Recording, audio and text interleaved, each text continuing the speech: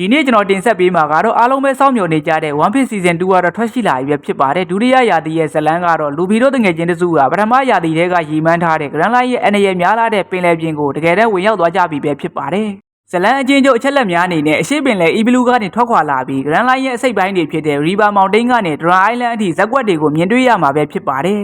Season 2ရဲ့ဇက်ကောင်အသစ်ကတော့ပြည်သက်တွေအလွန်ချစ်ကြတဲ့စေကူတာပေးနိုင်တဲ့တမင်လေးချောပါကိုဒီရာသီမှာစတင်မိတ်ဆက်ပေးမှာပဲဖြစ်ပါတယ်Season 2ရဲ့စိန်ခေါ်မှုများအနေနဲ့ကတော့လူဘီတို့အဖွဲ့ဟာအရင်ကတည်းကပုံမကြမ်းတမ်းတဲ့ရန်သူတွေထူးဆန်းတဲ့ကျွန်းတွေနဲ့ရင်ဆိုင်ရမှာလည်းဖြစ်ပါတယ်။အပိုင်းအရေအတွက်ကတော့စုစုပေါင်း10ပိုင်းပါဝင်မှာဖြစ်ပြီး Season 3ရဲ့လည်း Netflix ကဆက်လက်ရိုက်ကူးဖို့အတွက်အတည်ပြုပြီးသားဖြစ်ပါတယ်ခင်ဗျာ။ဟုတ်ကဲ့ပါခင်ဗျာကျွန်တော်အခုတင်ဆက်ပေးခဲ့တာကတော့ One Piece Season 2အကြောင်းပဲဖြစ်ပါတယ်ဒီဇာတ်ကားလေးကိုကြည့်ချင်တဲ့သူတွေကတော့ comment မှာကြည့်ချင်တယ်လို့ရေးခဲ့ပါပြီးရင်တော့ကျွန်တော် TikTok Messenger ကနေပြီးတော့ link ပို့ပေးပါမယ်။လူကြီးမင်းတို့အနေနဲ့ကြည့်ရှုကျင်တဲ့ဇာတ်ကားတွေများရှိခဲ့ရင် comment မှာမှတ်ချက်ရေးသွားခဲ့ပါကျွန်တော်ရဲ့တင်ဆက်မှုလေးကိုအဆုံးထိကြည့်ရှုပေးသွားတဲ့တယောက်ချင်းစီတိုင်းကိုကျေးဇူးအထူးတင်ရှိပါတယ်ခင်ဗျာအားလုံးပဲကျမ်းမာချမ်းသာကြပါစေခင်ဗျာ